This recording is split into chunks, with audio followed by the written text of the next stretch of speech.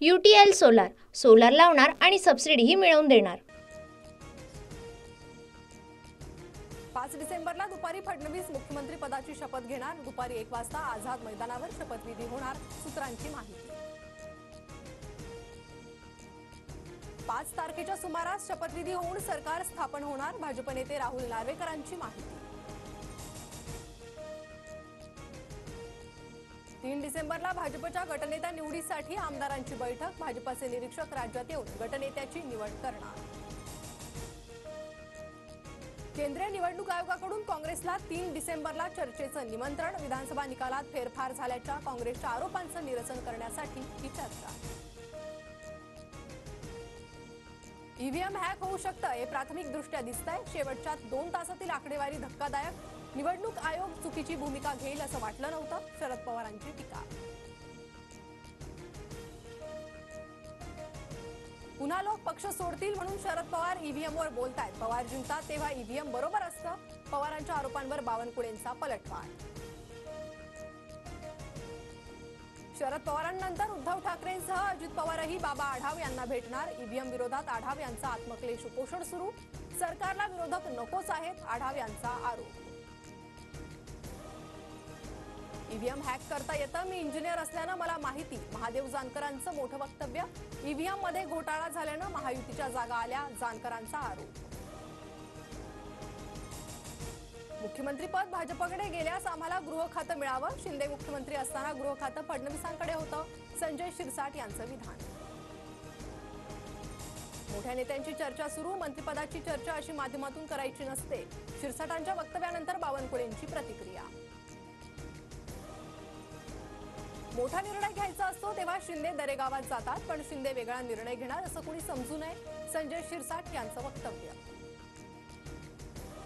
मोठा निर्णय घेण्यासाठी हिंमत लागते, ईडी सीबीआयचं भय असणारे मोठा निर्णय घेऊ शकत नाही, शिवसेना फोडल्यानं मेहरबानी म्हणून मुख्यमंत्री पद दिलं, संजय राऊतांची टीका। एकनाथ शिंदेंचं मानसिक संतुलन बिघडलंय, शिंदेंच्या डोळ्यात चमक नाही, चेहराही पडलाय, राऊतांची टीका। तर शिंदेंना कुणी शब्द देऊन फिरवलाय का, राऊतांकडून शंका व्यक्त। मानसिक संतुलन कुणाचं बिघडलं हे निकालानंतर कळालंय, आम्ही लाचारीसारखे नाटकं करणार नाही, शिरसाटांचा संजय राऊतांना प्रत्युत्तर। बहुमत असूनही सरकार स्थापन होत नाही हे अशोभनीय, मतं सेट केली आहे त्यावर आधी विश्वास बसत नव्हता पण आता बसतोय, शरद पवारांची टीका।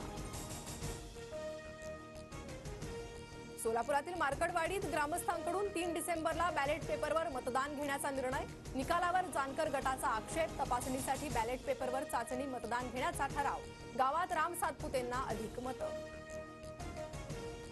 महाराष्ट्रातील 24 उमेदवारांचा फेरमतमोजणीसाठी अर्ज, विरोधकांची ईव्हीएम विरोधात मोहीम सुरू, तर काही मतदारसंघात सत्ताधाऱ्यांकडून देखील ईव्हीएम मशीनच्या पडताळणीची मागणी।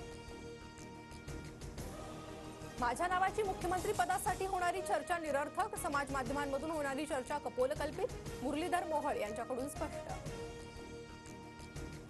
आज परळी बंदची हाक, डॉक्टरांना तपासणीसाठी आलेल्या तरुणीची छेड काढल्याचा आरोप, डॉक्टरवर परळी पोलीस ठाण्यात गुन्हा दाखल। गेल्या काही दिवसांपासून पुणे शहर आणि परिसरात थंडीचा जोर, महाबळेश्वर लोणावळ्यापेक्षाही पुण्यातील तापमान कमी, महाबळेश्वरमध्ये 10.5 अंश सेल्सिअस तर पुण्यात 9.5 अंश सेल्सिअस तापमानाची नोंद। मुंबईकरांचा प्रवास आरामदायी आणि सुखकर होणार, 300 नव्या लोकलचं मुंबईकरांसाठी गिफ्ट, वसईमध्ये मेगा रेल्वे टर्मिनल उभारणार। मध्य आणि हार्बर रेल्वे मार्गावर उद्या मेगा ब्लॉक, रेल्वे रूळ सिग्नल यंत्रणा आणि अभियांत्रिकी कामं करणार, तर पश्चिम रेल्वेवर मरीन लाईन ते माहीम रात्रकालीन ब्लॉक।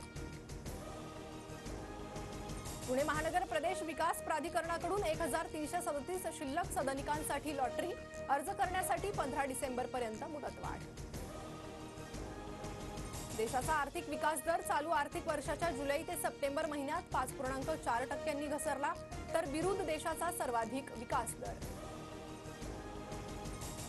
फेंगल वादळ आज संध्याकाळपर्यंत तमिळनाडूत धडकणार, ताशी 70 ते 80 किलोमीटर वेगाने वारे वाहण्याची शक्यता, पुदुच्चेरीच्या काही भागात मुसळधार पावसाचा अंदाज। UTL सोलार सोलार लावणार आणि सबसिडीही मिळवून देणार।